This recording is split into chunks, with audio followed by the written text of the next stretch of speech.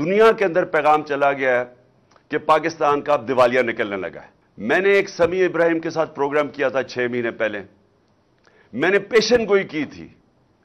میں نے سمیع ابراہیم کے پروگرام میں پیشن گوئی کی تھی کہ ان سے معیشت نہیں سنبھالی جائے گی, یہ معیشت نیچے جائے گی, ہم اپنے قرضوں کی قسطیں نہیں ادا کر سکیں گے, کیونکہ یہ پہلے ہی دیوالیہ نکالا ہوا پاکستان 2018 میں پہلے یہ چھوڑ کے گئے تھے. جب یہ 99 میں گیا تھا نواز شریف, تب پھر دیوالیہ نکلا ہوا تھا پاکستان کا. تو انہوں نے تو کبھی بھی ٹھیک نہیں کیا, انہوں نے تو تباہ کر کے گئے ہیں. تو اب انہوں نے آگے کیسے ٹھیک کرنا تھا؟ تو میں نے تب یہ کہا تھا کہ ملک ادھر پہنچ جائے گا جدھر ہم ڈیفالٹ کی طرف نکل جائیں گے. اور اس کے بعد میں نے ایک اور چیز کہی تھی کہ جو نیشنل سیکیورٹی ہے, ملک کی سلامتی ہے, وہ داؤ پہ لگے گی. کیونکہ جو لوگ ہمیں نکال لیں گے اس سے, ڈیفالٹ سے, میں آج آپ کو کہہ رہا ہوں کیونکہ میں 3.5 سال اقتدار میں رہ چکا ہوں, اور میں ان کو ویسے بھی جانتا ہوں, ان لوگوں کو جن کے پاس ہم جائیں گے ہاتھ پھیلا کے کہ جی اب ہماری مدد کریں, ہمیں نکالیں اس میں سے. میں آج آپ کو کہہ رہا ہوں انہوں نے ایک چیز ڈیمانڈ کرنی ہے, اور جب وہ ڈیمانڈ کریں گے اس ملک کی نیشنل سیکیورٹی کے اوپر بہت بڑا کمپرومائز ہوگا. اس لیے میں نے 6 مہینے پہلے کہا تھا, اور جب میں نے یہ کہا انہوں نے کہا عمران خان کے اوپر غداری کے کیس بننا چاہیے, اور آج وہ ہم ادھر آ کے کھڑے ہو گئے. مجھے ایک اور خوف ہے. مجھے خوف یہ ہے کہ انہوں نے ملک سے بھاگ جانا ہے, کیسز اپنے معاف کروا کے, معیشت سے سنبھالی نہیں جانی, انہوں نے ملک سے باہر بھاگ جانا ہے. اور اس لیے جو سارے کام کر رہے ہیں اپنے کیسز ختم کروانے کے لیے جو کر رہے ہیں, اپوزیشن کو دیوار سے لگا کے ہمارے اوپر کیسز, یہ جو قاطعانہ حملہ میرے اوپر کیا ہے ان کی ذمہ داری ہے. ان کی ساری کوشش یہ ہے کہ کسی نہ کسی طرح ہمیں اپوزیشن کو کسی طرح ختم کیا جائے, اپنے کیسز ختم کیے جائیں. اور یہ جو اب قانون بدل رہے ہیں, آرمی ایکٹ بدل رہے ہیں, صرف ان کا ایک مقصد ہے کہ کسی طرح ہم آرمی چیف بھی وہ لے آئیں جو ہمارے ایجنڈا پہ کھڑا ہو جائے, جو ہمیں تحفظ دے, جو ہمیں بچائے. تو ساری کوشش یہ ملک کے لیے نہیں ہے, یہ سارا مقصد یہ ہے کہ ہم کسی طرح جو ہم نے 30 سالوں میں جو چوری کی, اور خاص طور پہ پچھلے 10 سال میں, ہم کسی طرح اس کو بچا لیں. جب میں پرائم منسٹر بنا تھا, میں نے پہلے دن اپنی قوم سے جب خطاب کیا تھا, میں نے یہ ایک چیز کہی تھی کہ ان کے مفادات اور پاکستان کے مفادات دونوں تضاد میں ہیں. اگر یہ رہ گئے یہ پاکستان کو نقصان پہنچائیں گے, اور اگر پاکستان نے آگے بڑھنا ہے تو ان لوگوں کو قانون کے نیچے لانا پڑے گا, ان کو NRO نہیں دینا پڑے گا. 3.5 سال میں کہتا رہا کہ میں NRO نہیں دوں گا کیونکہ ملک سے غداری ہوگی. آج یہ ملک سے غداری آپ کے سامنے ہو رہی ہے, قوم کے سامنے. کوئی ان کو فکر نہیں ہے کہ ملک کسان تباہ ہو گیا, انڈسٹری بند ہو گئی, بے روزگاری بڑھ گئی, 50 سال میں سب سے زیادہ مہنگائی ہوگی. یہ ان کا کنسرن نہیں ہے. ان کا صرف یہ مقصد تھا کہ پہلے یہ ان کے کیسز ختم ہوں, اس کے بعد اپوزیشن کو کسی طرح ختم کیا جائے, اور پھر ان کا کبھی مقصد آرمی چیف کو اپنا آرمی چیف لانے کا یہ نہیں ہے کہ وہ آرمی کے ادارے کو مضبوط کرے گا, وہ پروفیشنل ہوگا. میں آرمی کے ان کے اوپر جو بھی کنٹینڈرز ہیں ان کے اوپر بات نہیں کر رہا, میں ان کی نیت کے اوپر بات کر رہا ہوں. میں ان کو 40 سال سے جانتا ہوں. انہوں نے آج تک ملک کے لیے کوئی فیصلہ نہیں کیا. ان کے سارے فیصلے ہوتے ہیں اپنی ذات کے لیے, اپنی فیکٹریوں کے لیے, اپنی چوری کے لیے, اپنے جو محلات باہر بچانے کے لیے. تو مجھے جو خطرہ ہے وہ یہ کہ یہ سارا کر کے جس طرف ملک جا رہا ہے یہ ملک سے بھاگیں گے, پھر سے ملک چھوڑ کے بھاگیں گے. اور ایک ہی طریقہ ہے ملک کو اب مزید تباہی سے بچانے کا, اور وہ ہے صاف اور شفاف الیکشن. اس کے علاوہ کوئی دوسرا طریقہ نہیں ہے.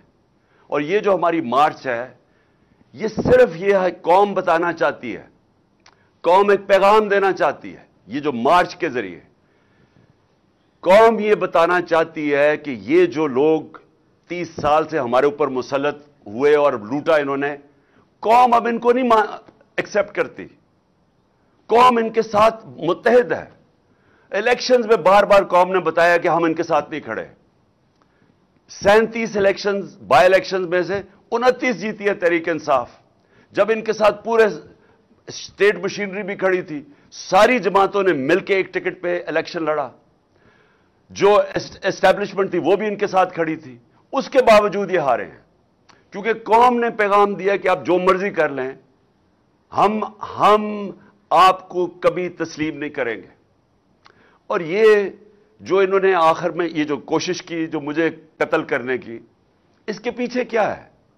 ये समझ बैठे हैं कि अब इनको जो मर्जी कर लो, आप केसेस, डिस्क्वालिफिकेशन, दहशतगर्दी का केस, ये जो मर्जी कर लें, इनको पता है कि ये अब तहरीक इंसाफ को नहीं रोक सकते। लिहाजा कोशिश यह है कि किसी तरह इमरान खान को रास्ते से हटाया जाए। और ये जो वारदात की गई थी, ये इन 3 लोगों ने की थी। ये 3 लोग इसके अंदर शामिल थे और मैंने तीनों के नाम दे चुका हूं, जिसमें शहबाज शरीफ, ये जो है राणा सनाउल्लाह, दोनों मॉडल टाउन के अंदर दोनों ने दिन दिहाड़े लोगों को कत्ल करवाया था। अभी तक केस पड़ा हुआ है। और अगर काश कि उस केस का अगर फैसला हो जाता तो ये इनकी जुर्रत ना होती आगे ये करने की। और मुझे ये भी शक है कि वो जो 4 गवाह रमजान शुगर मिल में, ये जो FIA के केस में, 16 अरब के केस में, जो वो गए और जो डॉक्टर रिजवान गया, इसके ऊपर भी तफ्तीश होनी चाहिए कि कैसे इनके आते साथ ही ये सारे इनका केस ही खत्म हो गया, क्योंकि सारे गवाही खत्म हो गए और वो इन्वेस्टिगेटर भी मर गया। तो इनकी हिस्ट्री है। इन्होंने ये जो मेरे ऊपर वारदात की, ये हिस्ट्री है। और ये जो फैसल था, ये बिल्कुल इनके साथ मिला हुआ था। और मैं इंशाअल्लाह ये चीफ जस्टिस से डिमांड करता हूं कि जब भी आप इन्वेस्टिगेट करेंगे, क्योंकि इन्वेस्टिगेशन तो अब सिर्फ चीफ जस्टिस के नीचे हो सकती है, यह साबित होगा कि ये तीनों ने मिलकर ये प्लान किया था मेरे ऊपर। और सिर्फ इसलिए कि किसी तरह ये इमरान खान रास्ते में खड़ा है, NRO ये नहीं देता, ये हमारी करप्शन के ऊपर पीछे नहीं हटेगा, तो इसलिए इसको रास्ते से हटाया जाए। तो कौम को आज मैं ये कहना चाहता हूं कि ये है फैसला कुल मरहला इस कौम का। ये जो हमारी मार्च है, ये जो वक्त है पाकिस्तान में, अंग्रेजी में इसको डिफाइनिंग मोमेंट कहते हैं। हमारी तारीख के अंदर ये वो वक्त आ गया कि हम अपने मुल्क का रास्ता बदल सकते हैं। अगर कौम जब खड़ी हो जाती है, जब कौम फैसला कर लेती है कि हम ना इंसाफी नहीं बर्दाश्त करेंगे, हम जुल्म नहीं बर्दाश्त करेंगे, वो कौम अपने आप को आजाद कर देती है। और अल्लाह ने इसको जहाद कहा हुआ है कि जुल्म और ना इंसाफी के ऊपर उसका हुक्म है हमें कि आप खड़े हो इसके खिलाफ। इस जुल्म, जालिम और जुल्म, खौफ के बुत के सामने ना झुको, खड़ा हो उसके सामने, और तब अल्लाह कौमों को आजाद करता है। कभी भी वो कौम जो नाइंसाफी को बर्दाश्त कर लेती है और इस तरह के चोरों को अपने ऊपर बर्दाश्त कर सकती है, कभी उस कौम को कोई मुस्तकबिल नहीं होता। वो मकरूज ही रहती है, वो हमेशा गरीब ही रहती है। वो कौम, उसका कभी परवाज ऊपर नहीं जाती। और हमारा मुल्क तो बड़ा एक अजीम ख्वाब का नाम था। हमारा वो ख्वाब था जो हमने एक मिसाली इस्लामी फलाई रियासत बनानी थी, मदीना के तर्ज के ऊपर, और हमने वो असूलों पे खड़ा करना था जिसका सबसे बड़ा असूल अदल और इंसाफ था। और हम उसी असूल से बहुत दूर चले गए हैं, और उसी वजह से आज हमारा मुल्क तरक्की नहीं कर सका। तो इसलिए ये जो मार्च है, हकीकी आज़ादी की मार्च, ये दरअसल हम अपने आप को इंसाफ के जरिए आज़ाद करना चाहते हैं। ये जो ताकतवर है, जो कानून के ऊपर चला जाता है, वो समझता है कि उसके नीचे कानून ही नहीं है। मैं पाकिस्तान का एक्स प्राइम मिनिस्टर FIR नहीं दर्ज करवा सका क्योंकि वो ताकतवर हैं। तो अगर मुल्क का एक्स प्राइम मिनिस्टर, सबसे बड़ी पार्टी का सरबराह, कातलाना हमला उसके ऊपर होता है, अगर वो FIR नहीं दर्ज करवा सकता, तो इस सारी अवाम से मैं पूछता हूं, आपके हाथ में क्या है? इसका मतलब कि जब अवाम ताकतवर के सामने आएगी تو وہ تو کبھی جیت سکتی نہیں ہے، کیونکہ انصاف ہی نہیں ہے۔